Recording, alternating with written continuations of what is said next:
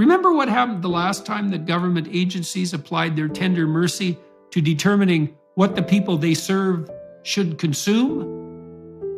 We were offered the much vaunted food pyramid, telling us to eat 6 to 11 servings of grains and carbohydrates a day, with protein and fat at the pinnacle, something to be indulged in with comparative rarity, if indeed necessary at all. That all turned out to be wrong, and not just a little wrong, but so wrong that it might as well have been not just wrong, but a veritable anti-truth, something as wrong as it could possibly get. The food pyramid was brought into being not least by the US Department of Agriculture, that is, by marketers, not scientists or nutritionists, with no shortage whatsoever of lobby efforts by those whose products ended up being promoted. The dietary recommendation to prioritize carbohydrates produced a veritable epidemic of obesity and diabetes, resulting in what has been deemed by reliable researchers as one of the worst public health disasters of all time, dooming almost the entire Western population to a lifetime of catastrophic chronic health problems. 42% of Americans are obese. Another almost equally large percentage are overweight. At least a third are in the early or later stages of diabetes, which is an exceptionally serious disease. $1.7 trillion is spent annually on chronic illness in the US. And the rise in such illness and cost is directly associated with the beginning of the God-forsaken top-down dietary guidelines that set us all on a carbohydrate-heavy dietary pathway. There have been, in addition, dozens of studies debunking the claim that red meat causes disease.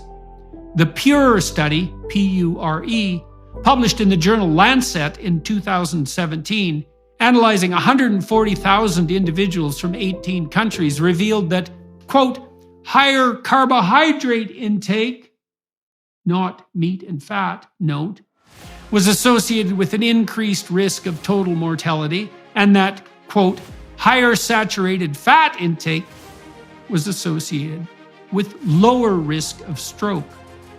Lower. That is exactly the opposite of what we have been told by the beneficial centralizing agents who task themselves with determining what we, as sovereign and responsible individuals, should put in our mouths.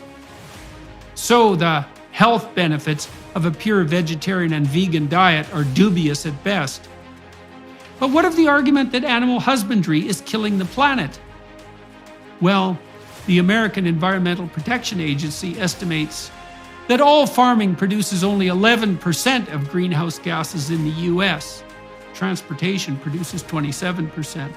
Livestock accounts for 3%. And plant-based agriculture? 5%. According to the National Academy of Sciences, if we eradicated all animal-based agriculture, we'd reduce greenhouse gases by a mere 2.6%. And it is no simple matter, by the way, and perhaps impossible, to manage a diet that is sustainable in the medium to long term by merely dining on plants. Chew on that. Ex hodos, the pathway forward.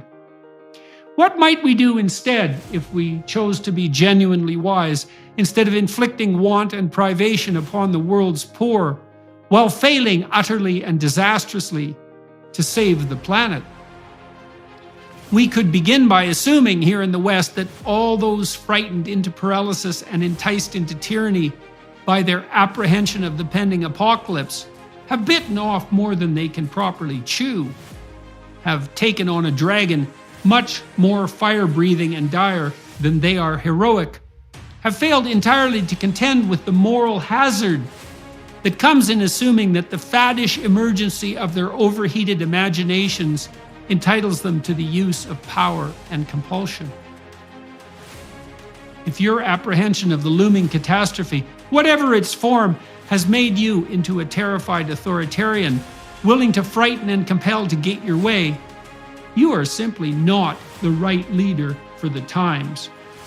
as the unconscious manifestations of your own nervous system, telling you that you are just too small for the job at hand, are clearly indicating, even to you. We could begin by dropping our appalling attitude of moral superiority toward the developing world. We could admit instead that the rest of the planet's inhabitants have the right and the responsibility to move toward the abundant material life that we have enjoyed despite ourselves for the last century, and which has been so entirely dependent on industrial activity and fossil fuel usage.